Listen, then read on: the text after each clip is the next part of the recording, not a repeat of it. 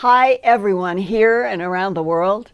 I'm happy to report we're about to break through 231,000 subscribers, and I got to meet some of you in Los Angeles last week at the Conscious Life Expo. It really was fun, like before COVID, staying up late in deep discussions about UFOs, time travel, souls and reincarnation, entanglement. Is this a holographic universe? And when will Earth power brokers finally open up the truth that we are not alone in this universe? Another hot topic was the 4 aerial objects shot down by the U.S. Department of Defense between February 4th and February 12th, beginning with this 200-foot tall Chinese spy balloon photographed here over Billings, Montana on February 1st by Chase Doak on social media before being blown up on February 4th, 2023 over Surfside Beach, South Carolina, by a Sidewinder missile fired from a U.S. Air Force F-22. By then, the huge balloon had floated over much of the United States, including sensitive military regions from Alaska to Montana and across the country to South Carolina, where the Sidewinder missile shot it down into ocean waters near Myrtle Beach, South Carolina on Saturday, February 4th, 2023. As American sailors searched for the downed spy balloon, China's Chi said he knew nothing about the balloon, raising even more questions. But the Pentagon insisted it was a Chinese surveillance balloon that had flown over sensitive American sites to collect intelligence. And then on Friday, February 10th, 2023, a U.S. fighter shot down another mysterious aerial object described as, quote, a car-sized object flying over Dead Horse, Alaska, close quote. Dead Horse is an unincorporated community of people who work for the Prudhoe Bay oil field in Alaska's North Slope on the Arctic Ocean. And the next day of February 11th, 2023, Canada's Prime Minister Justin Trudeau announced, quote, U.S. shoots down unidentified cylindrical object over the northern Yukon Territory, close quote. And then the next day, on February 12th, quote, a U.S. fighter jet shoots down airborne object over Lake Huron near Canada-U.S. border, close quote, by CNN. The UK's Guardian added this description, quote, the high-altitude unidentified object described as an octagonal structure with strings attached to it and no obvious means of propulsion or lift. The same octagonal object had been picked up by radar earlier over Montana on Saturday, February 11th, before the shoot-down over Lake Huron in Michigan on Sunday, February 12th, close quote. The Pentagon and the octagonal object traveled near U.S. military sites and posed a threat to civilian aviation flying across the Great Lakes region at 40,000 feet. So a professor of electrical and computer engineering at Boston University said about the octagonal object, quote, I believe we will learn a lot if the vehicle can be recovered and examined, close quote. But so far, search teams have allegedly gone home empty-handed. Back in the Pentagon, General Glenn Van Herk, commander of NORAD and the U.S. Northern Command, is challenged to protect United States airspace. And General Van Herk told reporters that the military had not been able to identify what the 3 aerial objects were that were shot down on February 10th, 11th, and 12th. And he stressed that he was calling them, quote, objects, not balloons, for a reason, close quote, without further explanation. And when asked if he had ruled out extraterrestrials, General Van Herk said, quote, I'll let the intel community and the counterintelligence community figure that out. I have not ruled out anything, close quote. Meanwhile, out west, at Edwards Air Force Base is the highly classified U.S. Air Force Rocket Research Laboratory spread out over a range of hills in the desert near Boron, Kern County, California, about 100 miles northeast of Los Angeles and north of Palmdale and Lancaster, California. Those desert hills and the men and women who have been based there above ground and below ground have kept secret the sizes, functions, and origins of UFO UAP craft that our American military have been confronting over the past 80 years since World War II. Recently, I had a discussion with one of those men retired from a 20-year U.S. Air Force career. I'll call him John Smith, now in his 70s, who was stationed at Edwards Air Force Base in California during the winter of 1979. It was a Sunday evening.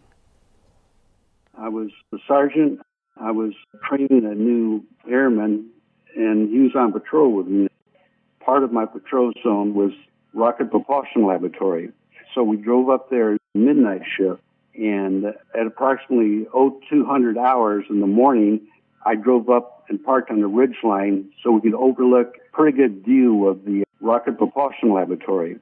And as I parked there, it was a pretty clear night. It was wintertime. You could see quite a distance. And the new airman spotted this object on top of one of the Rocket Propulsion Laboratories. It was a black disc, charcoal, really dark and really large. And he asked me, "What is that?" And I says, "I have no idea. I don't know." And so I picked up the vehicle radio, the microphone, and tried to call the desk sergeant, and the radio was dead. We both tried our portable walkie-talkies, and they both were dead. No squelch control, no sound, nothing. And during this time frame, this object rose up a couple hundred feet, and it didn't fly directly towards us, but like in a circular pattern, like a round circle, it came towards us. How big in diameter? I estimated it was the size of two C-5A aircraft, wingtip to wingtip. Give me an estimate on the feet in diameter. 800 to 1,000 feet. Huge, round disc craft over Edwards Air Force Base in California. Yes. And at that point, did you and your new trainee say, why isn't anybody scrambling any airplanes out here to this huge round disc in the sky? We tried to get help on the radios, but they didn't work. And so we were really concerned what was going to happen to us. What is the closest that came down over your heads? I would say it was 200 to 500 feet above us, pretty close. You would think it would cover the entire sky above you and that you would be able to hear sound.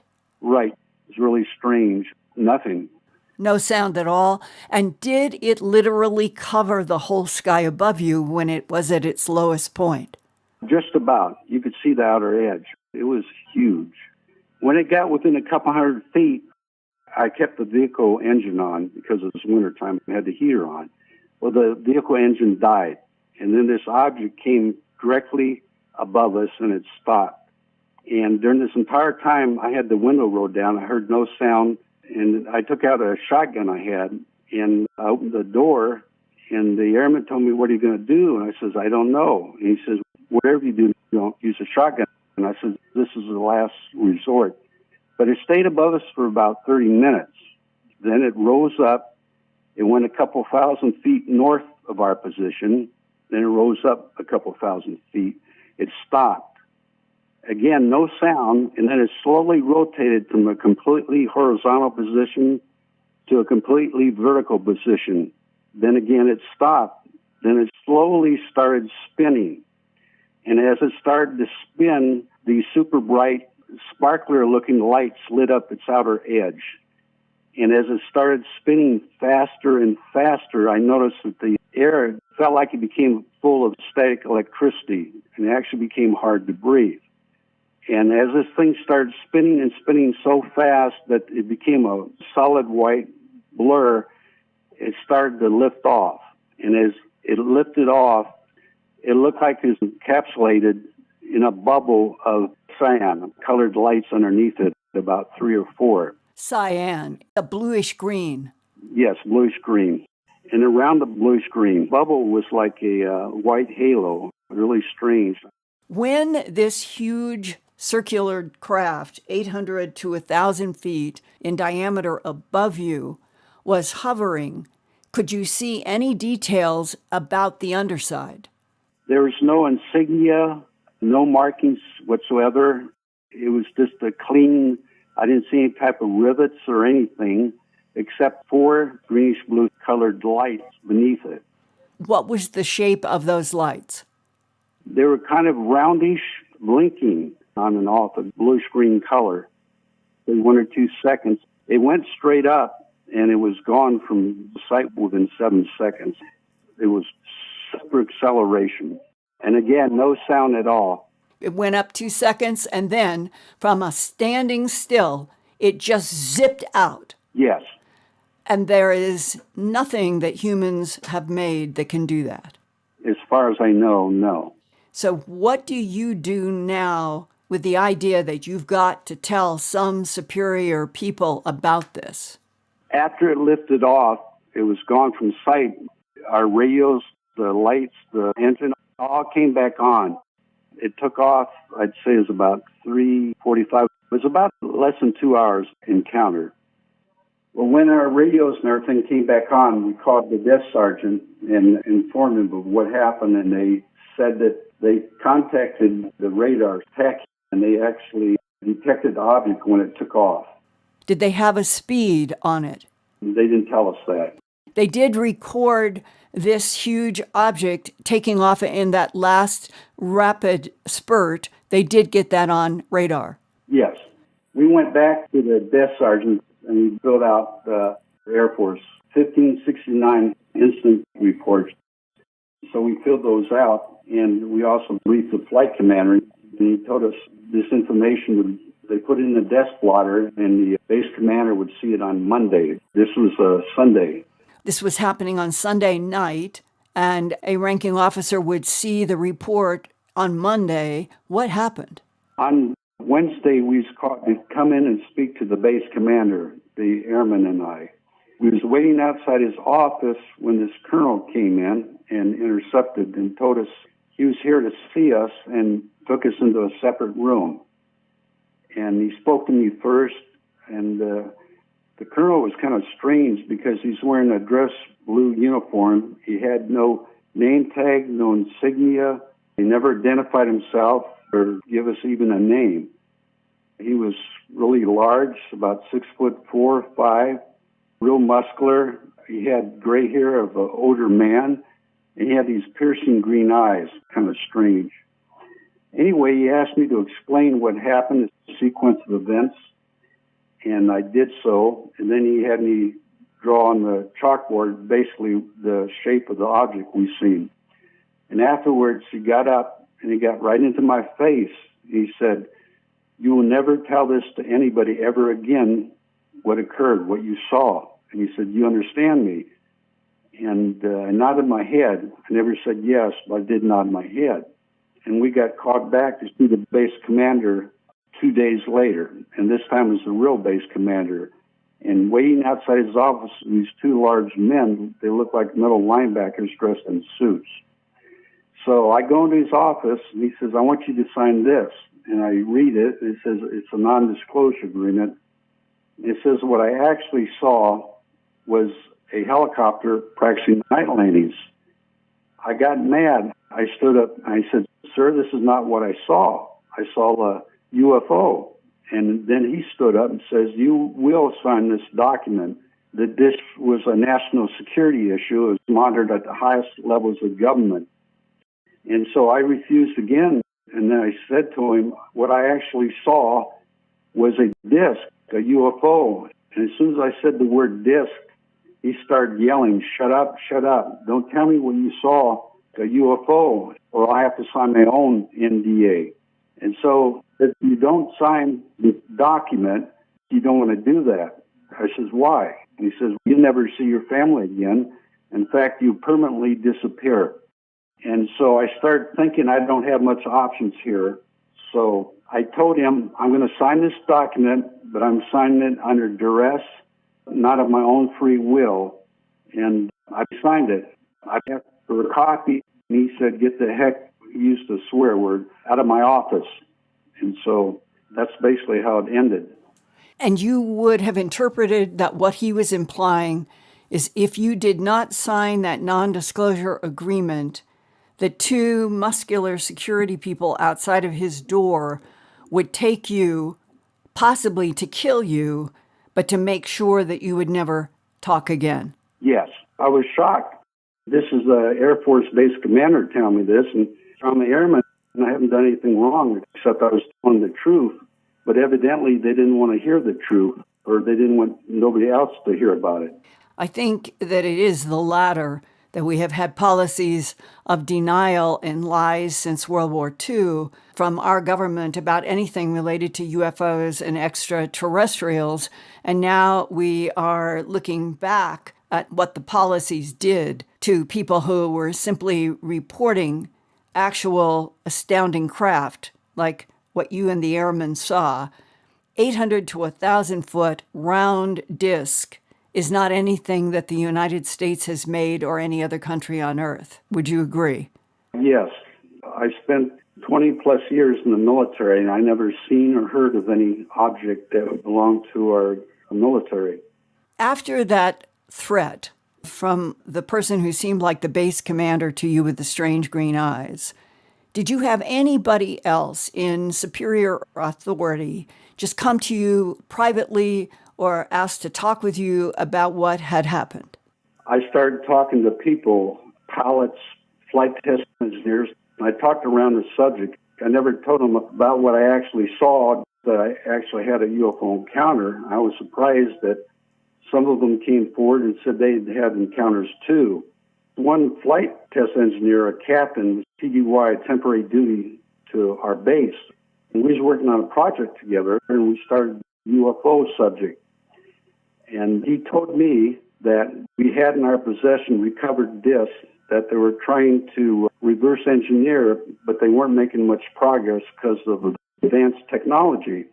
And then he warned me to not discuss or tell this to anybody, or both of us will end up having fatal accidents. And did anybody talk to you about our government having bodies of extraterrestrials from other solar systems and parts of this universe, both dead and alive? I never heard anything about that, except for what this captain said, that we did have recovered discs and that they were not from this Earth. He said that? Yes. Why is the truth of other intelligent life in this universe classified? And why have truth tellers been punished since World War II over the last 80 years and currently? Those questions are beginning to provoke some mainstream media to ask serious questions, like this February 13th, 2023 Slate Future Tense article, quote, "How the U.S. government made pilots too embarrassed to admit they'd seen UFOs," close quote.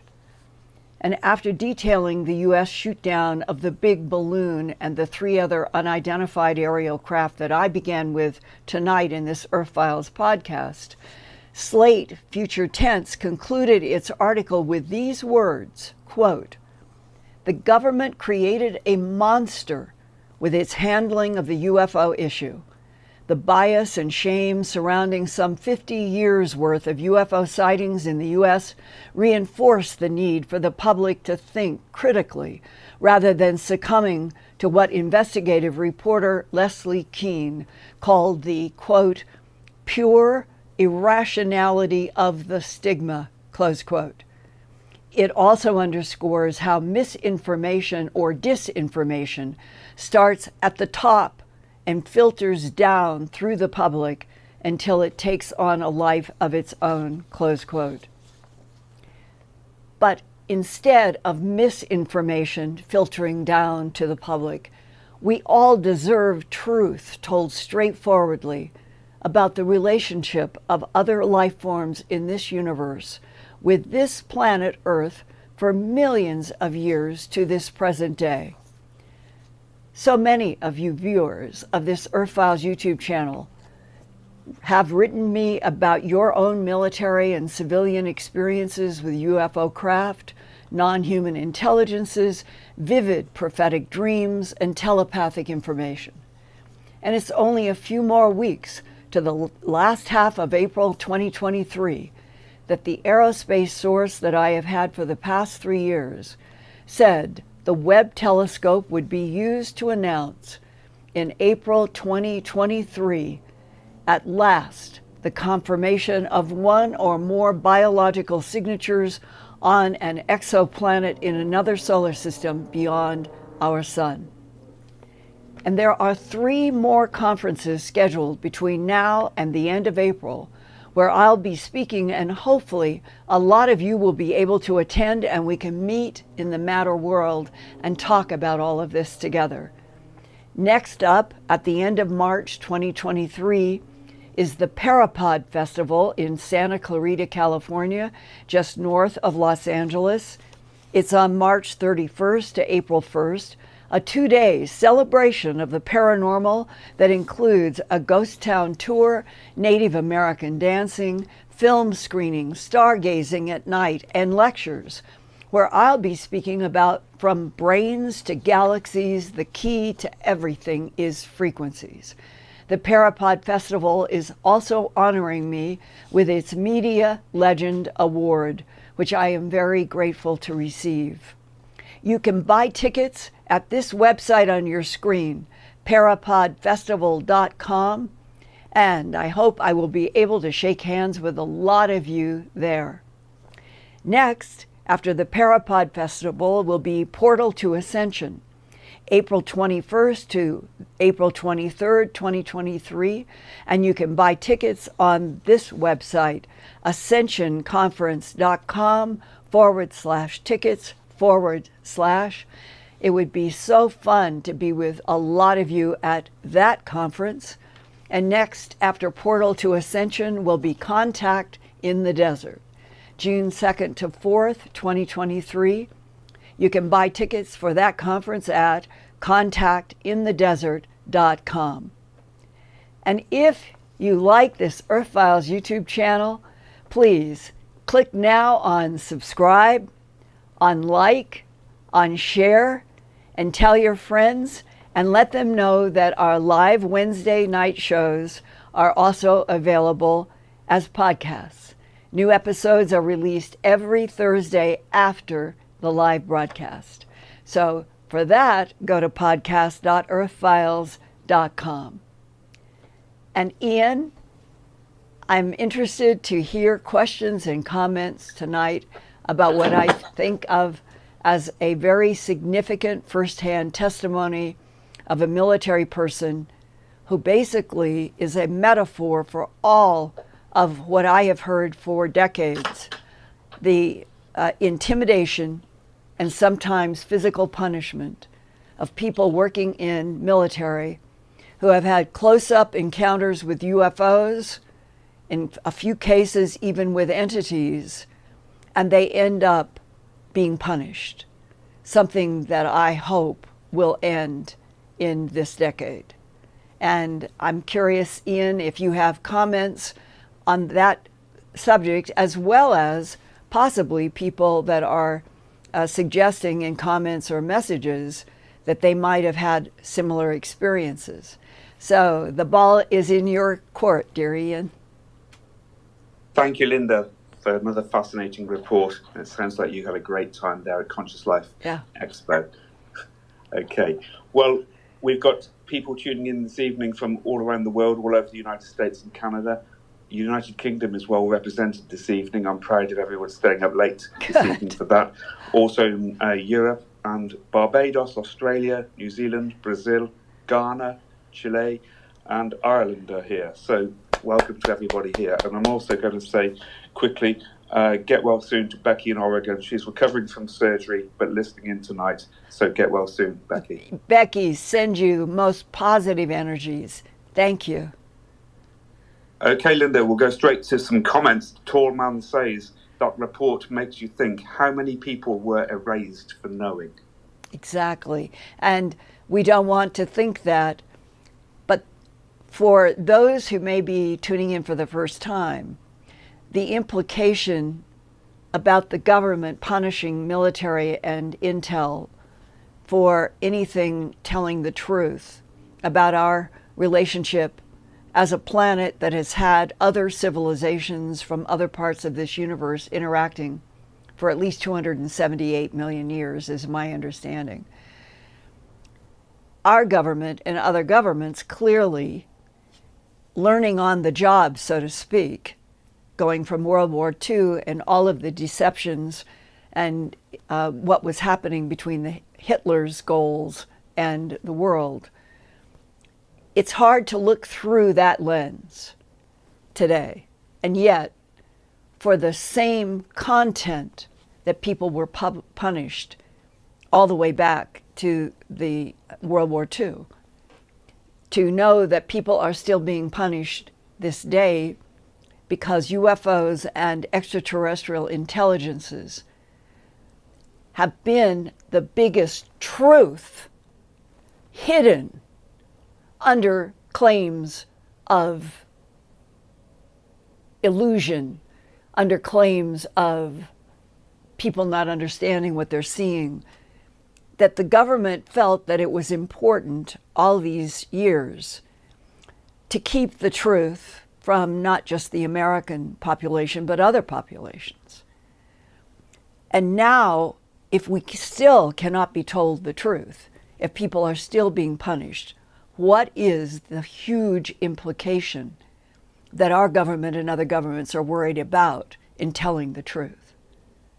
I have tried over the last 4 years doing this Earthfiles YouTube channel to share with you what I think are accurate, even if I don't have evidentiary material, and that includes the President Ronald Reagan, newly elected, being given at Camp David a briefing March 6th to 8th, 1981 by William Casey, his new CIA director and friend.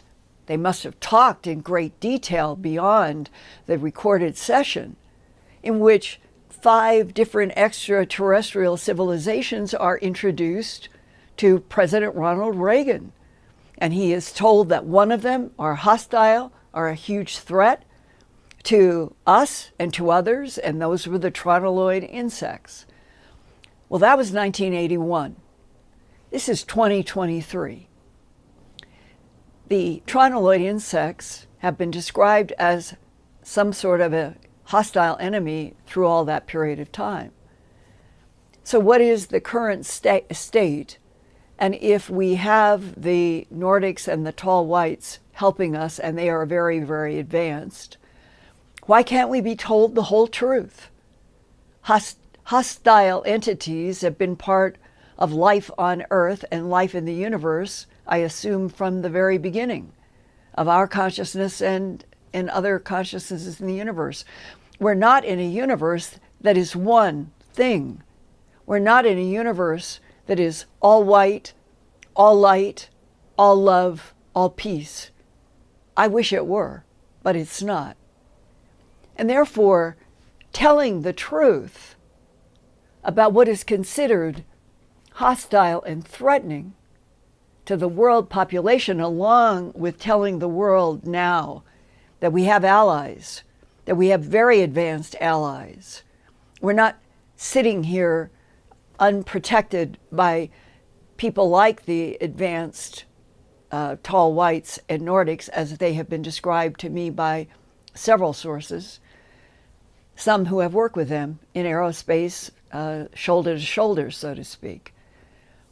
So if that's happening in one layer of the United States and the world, why can't all the layers be discussed to all the layers of our Earth?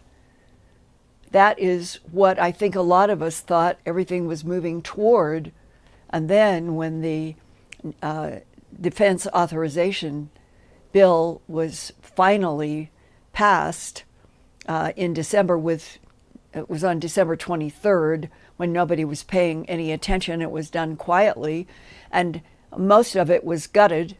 And the only thing that is left, after we thought we were actually going to evolve into a much more honest and straightforward relationship between our government, between the Pentagon, between everybody who knows the truth and the world, the only change, as I understand it, and I've talked with some lawyers to make sure that what I'm reporting is what the essence is, and it is what I have reported before. The only thing that changes is that if you are a sergeant, like the man in my segment tonight, and you have a huge encounter like they had at Edwards Air Force Base, instead of his superior commander with threatening language saying, "You will never talk about this. If you do, you will not see your family and you will disappear forever."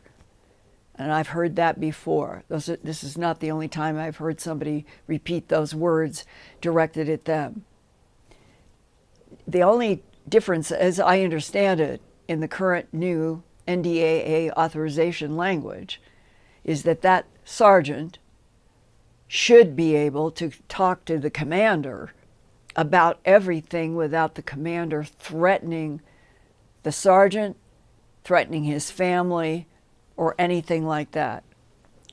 If anyone listening tonight has any other refinement to interpreting what has, I guess you would say, survived in the Congressional Defense Authorization, I'm open to receiving information.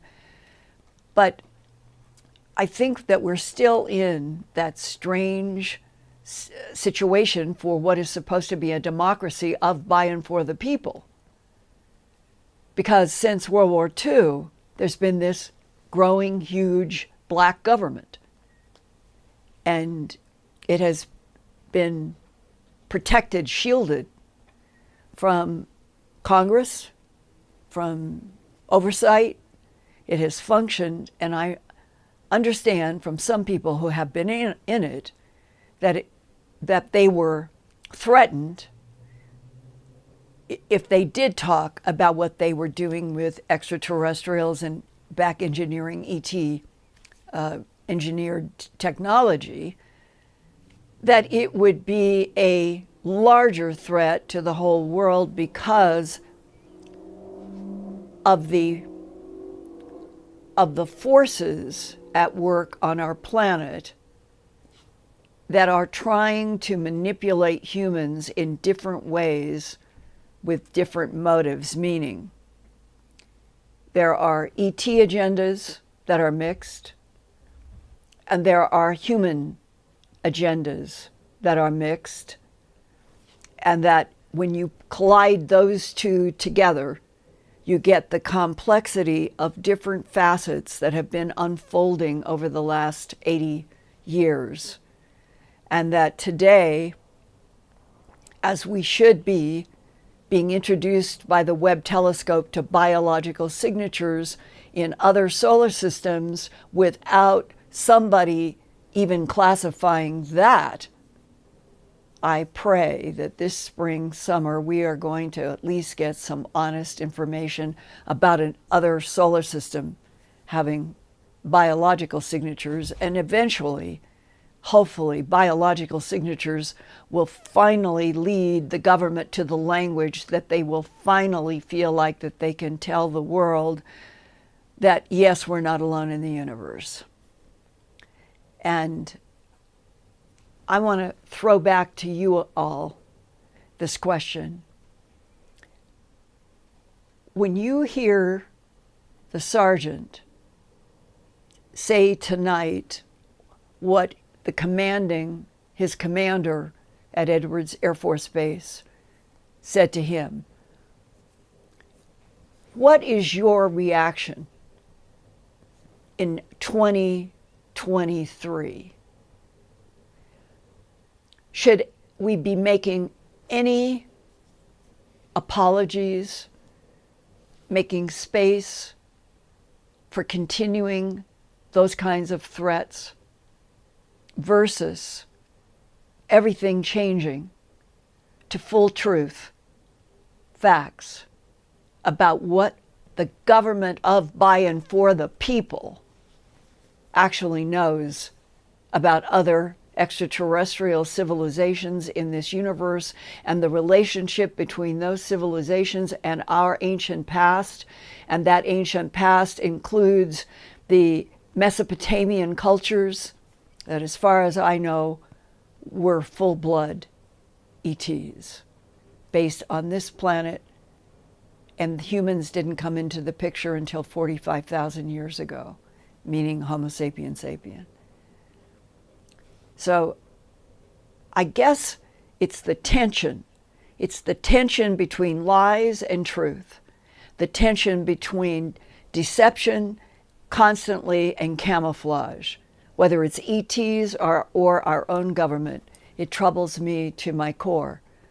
And I guess I'm saying to all of you, give me your feedback and maybe suggestions that you could make to your own senators, your own representatives, state level and congressional level, about feeling finally strong enough for everybody to start telling the truth.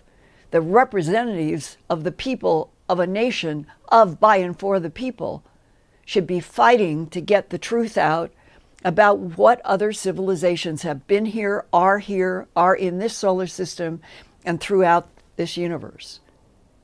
It just seems at this point incredible that it's all being kept secret except for little tiny pieces and theatrical projections, and that the man that I shared with you tonight represents for me the disconnect between what the United States should be doing in leading this world, in telling the truth, not having commanders threaten people with their life and their family's life over the reality of 1,000 feet diameter craft in the sky over one of our most sensitive bases, Edwards Air Force Base and the Rocket Research Laboratory. That really happened. That really happened, one of hundreds of events. Truth makes us stronger, is my motto. Okay, Ian, I'll shift my energy into less angry, but it all makes me angry. Yeah, I agree, Linda. I hear you saying that you've heard these threats before. I'm reminded of Glenn Dennis, the young mortician at Roswell, who founded the Roswell Museum. He was actually dating the nurse, wasn't he, who disappeared, and he was actually told he'd be picking his bones out of the sand in the desert. And then we had the case of... Right, and before you go off of Glenn Dennis, he knew. I talked with him face to face in Roswell. He knew through that nurse that they had a body or bodies from one of those crash discs. Which again, they're calling a balloon this time and a balloon that time. Right, yeah. Protection in 47 by balloon, protection in 2023 by balloon, only now it's from China. We've got this just in. Cynthia Diane Carey, who's in the chat this evening, she says, my boyfriend and I were trapped behind a UFO that crashed next to us in 1966 in Box Canyon in San Fernando Valley. The military held us at gunpoint for about 6 hours, threatening us while the cut, and then she runs out of characters. She also says the military threatens private citizens just because a UFO crashed next to them. And could you ask her if she can email me directly, or I guess if she's listening, can you email me directly at earthfiles@earthfiles.com, my one and only email address, and put in the subject line about being held, it was held by military? gunpoint for 6 hours by military, yes. Yeah, put that in the subject line, and let's see if we can't talk with each other.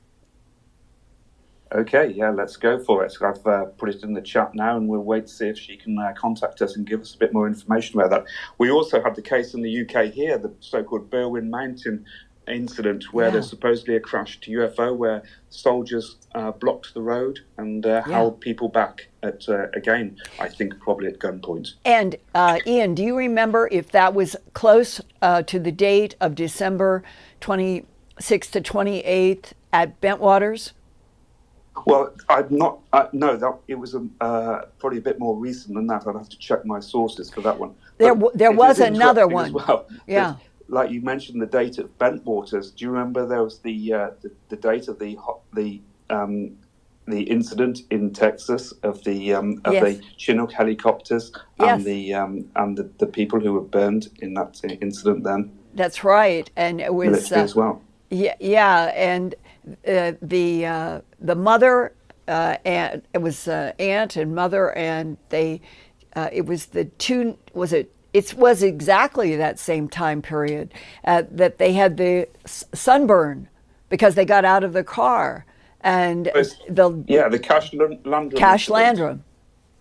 Yeah, Cash Landrum, and I think it was on the 27th or the 28th. Which was in parallel with what was happening in England, but it was close to those dates.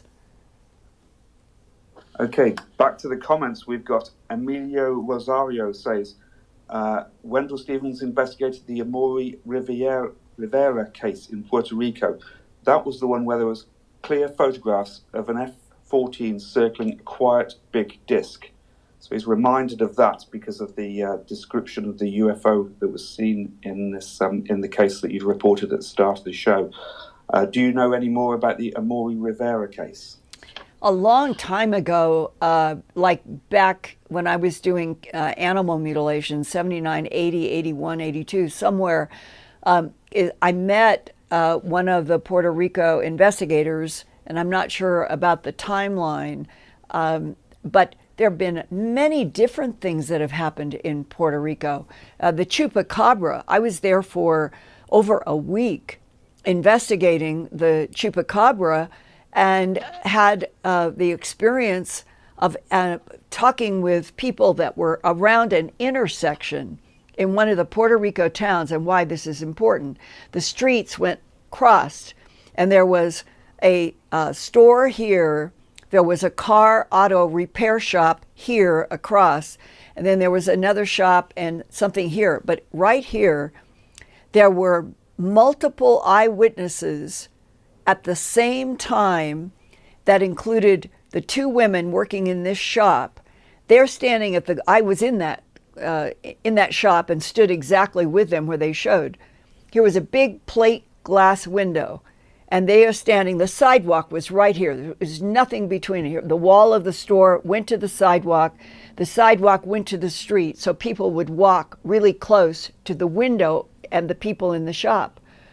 When I was standing there, people walked by, and I saw how close. The owner and the other woman working with her, they were standing at the glass when a chupacabra standing about 5 feet high, very bizarre beige gray skin with strange pieces of what looked like maybe hair, but not covered with hair. It was mostly skin. Walking, holding, and they saw only 3 fingers dangling, but the hands were up like this.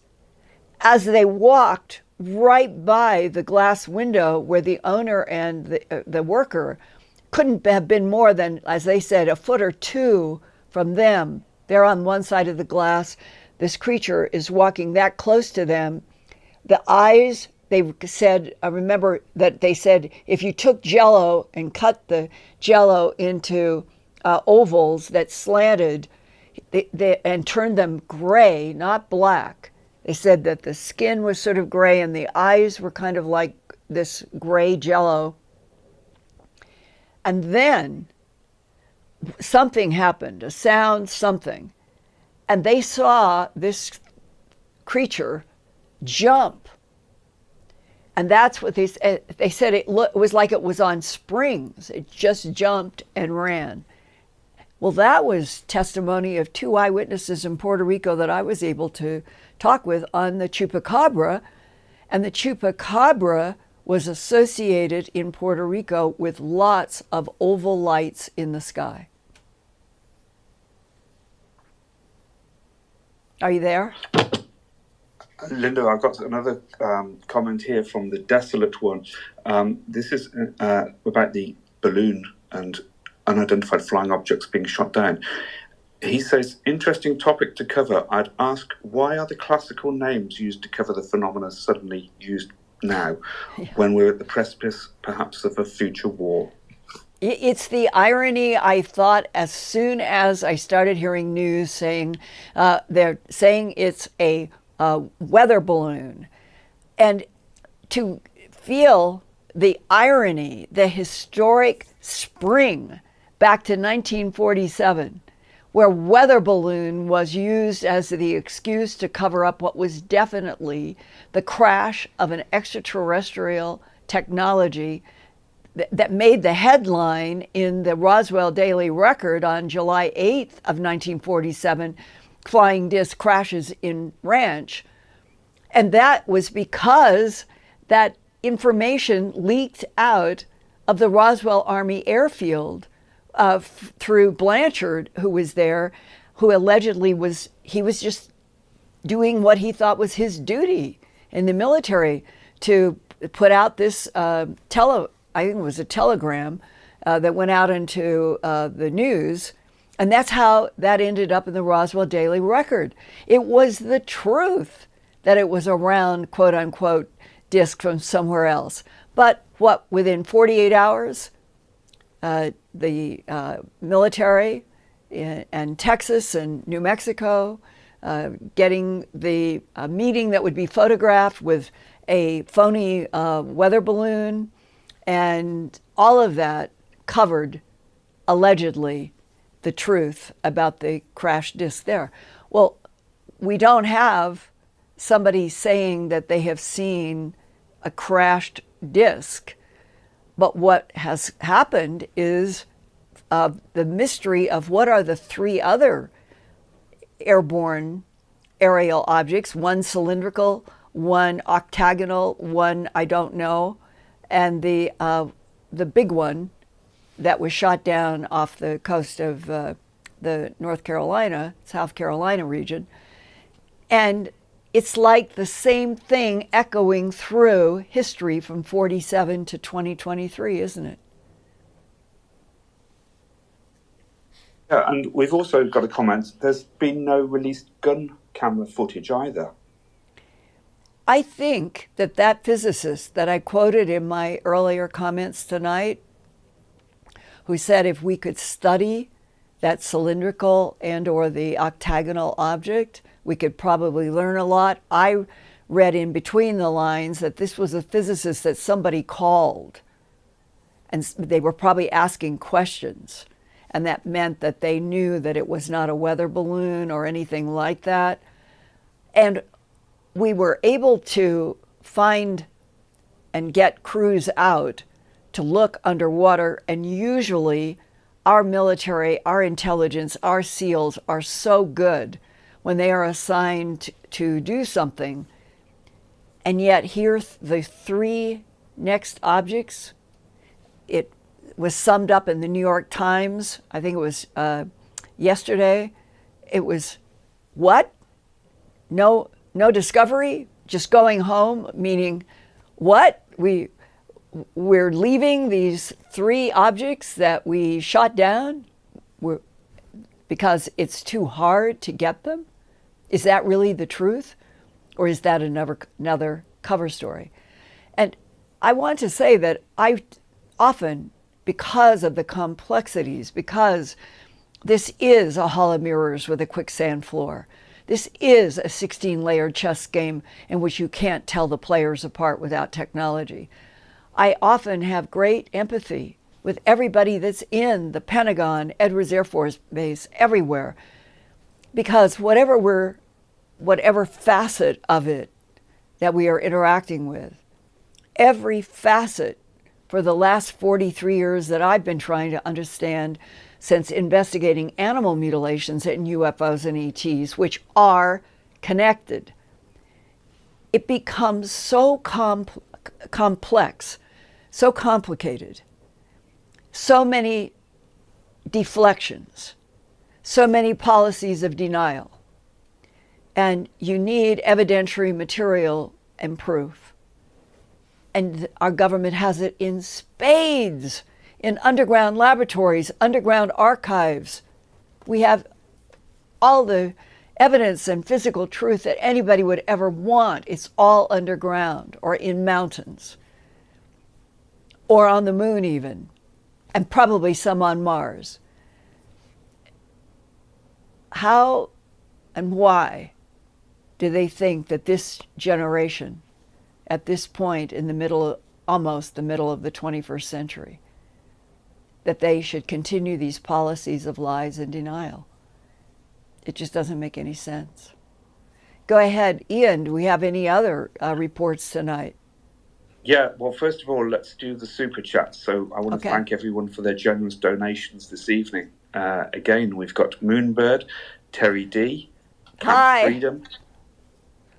I'm saying, Moonbird has been there forever, and I celebrate his always being there. Thank you.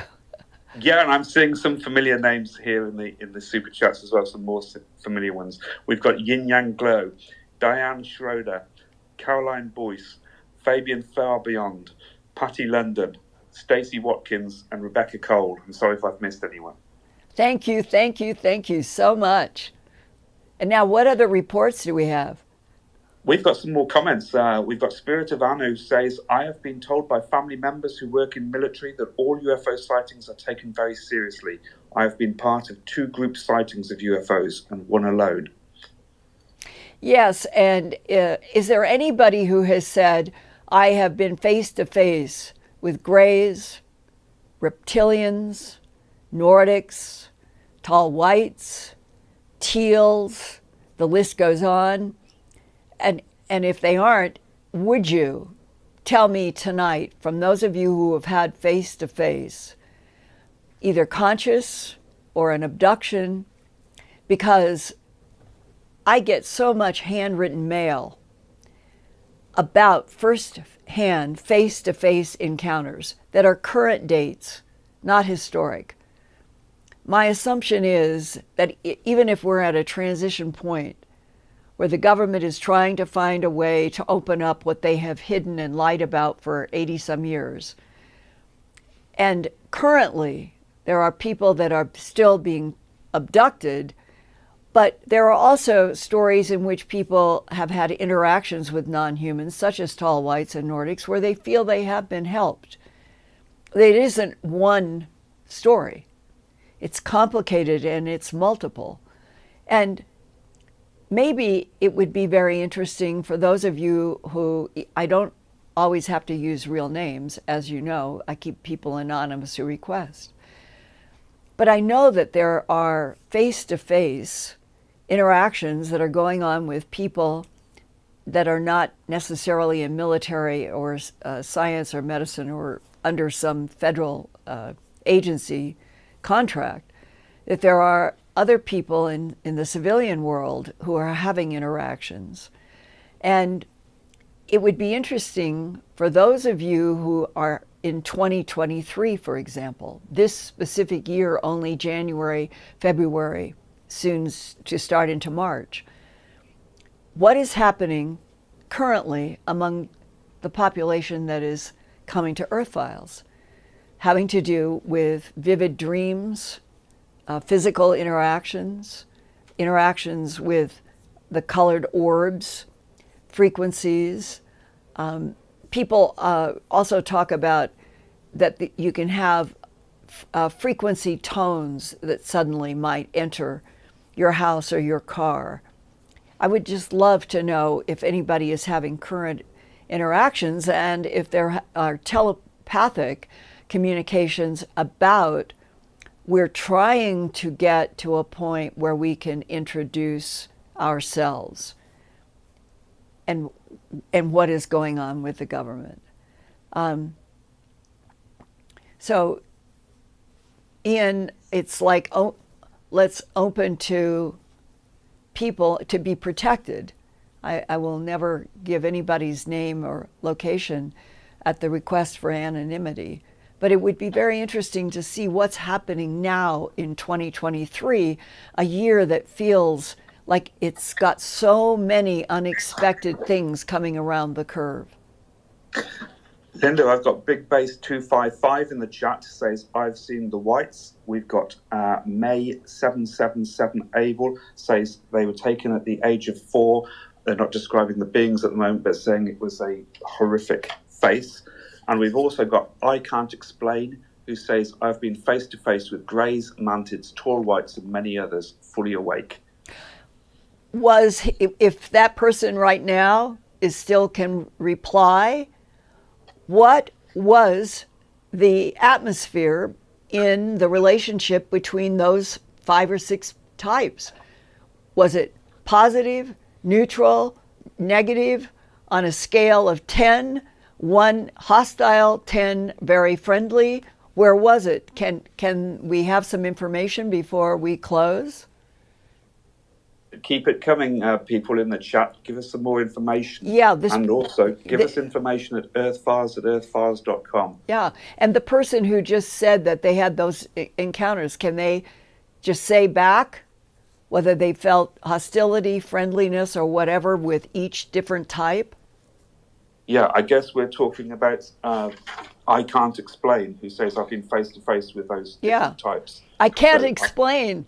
Before we can, in the next 2 to 3 minutes, can you send so that Ian can announce what kind of atmosphere was with each kind? I would love to do this.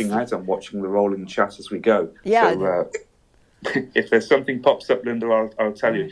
LH Cambria reminds us that Army Intel Edward Abbott was also threatened, and his cell SIM card was taken from his phone because of UFO photos. And that was the Eddie Abbott in Hawaii, right? That's right. Yes, that's right. It's true. And I guess this huge question, I wonder how far in this universe it extends. And I mean this seriously, any civilization. Is it only Earth that is having this problem of having had extraterrestrial civilizations here thousands and thousands of years ago, building the pyramids, being advanced, going away, genetically manipulating the creation of other humanoids, we being one of the examples of a genetic manipulation of already evolving primates, and that ETs then go away to other planets where they are setting up other civilizations. Are all of the galaxies and the planets at some stage going through what's happening on Earth, or is there something really weird here about a history of Anunnaki that were basically violent, coming up through Mesopotamian ages, the issues of avatars, where we are as a current species in relationship to going out in. We're definitely going to start going to Mars in a public way, and we will be going perhaps out further, and they will let everybody know that there are these huge starships, that we have the Curtis LeMay, that we have the Helen Keter, and that we have the Vandenberg, and that they are working under the tutelage of the Nordics and the Tall Whites. And you would think, with all of that we could all be told the truth. And if you look back through ancient history, in many ways, humans have always been subjected to an isolation from the truth.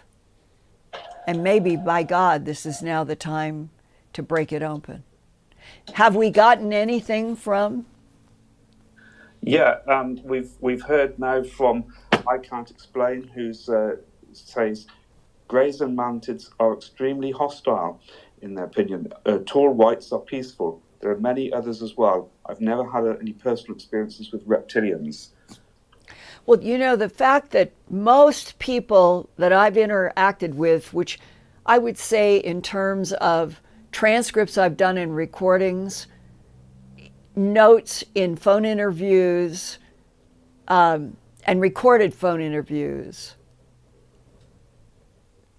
Well, how about this? I Can't Explain has just said, the things I could tell you would blow your mind, Linda. I really wish I could have some time to speak with you. Well, please, please send me, and I'll put you on next week. I'll put you on next week if we can talk about it. I would really appreciate understanding your firsthand experience. So send me your contact information at earthfiles@earthfiles.com, and we will organize a conversation.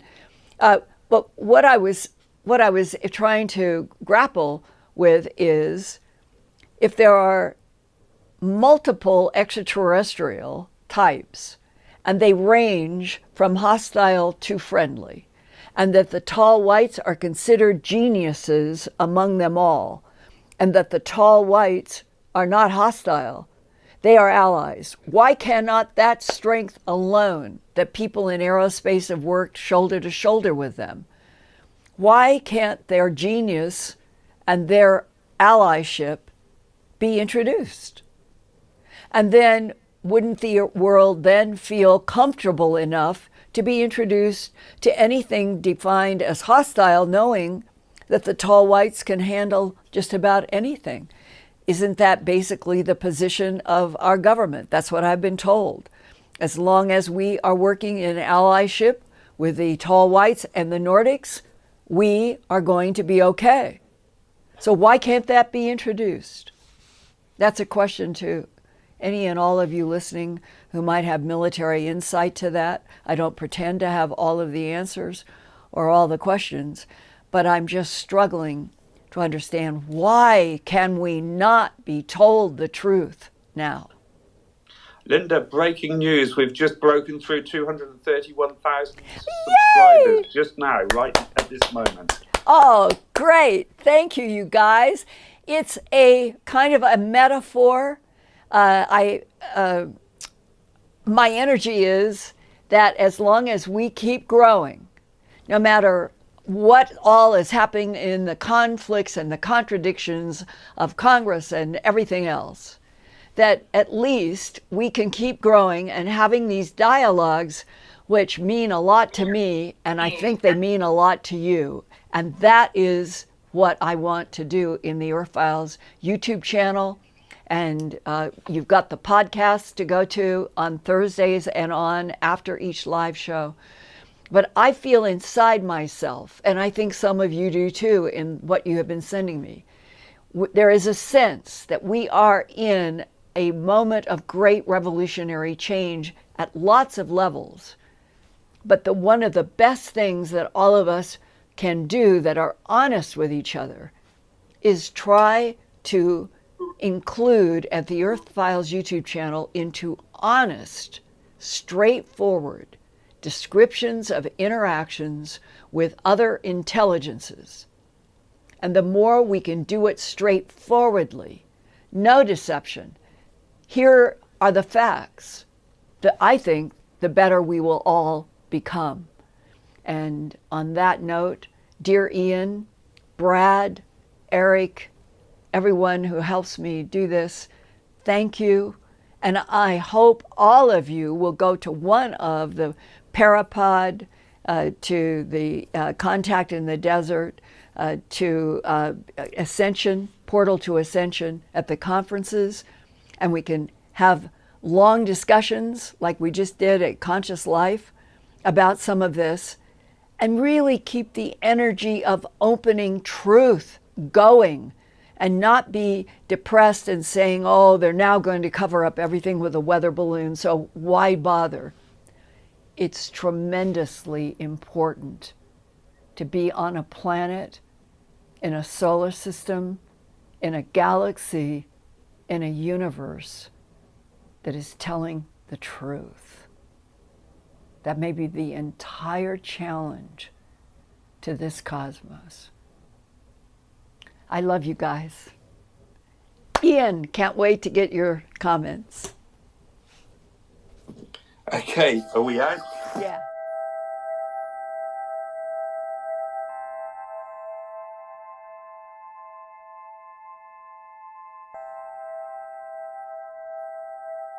Turn on closed captions for YouTube videos by clicking the white CC button on the lower right. The default language for Linda's videos is English. If you would like to see the captions in another language, click on the white settings button next to the CC button. Select Subtitles CC, and then select Auto Translate. Select a language, and the captions will now appear in that language.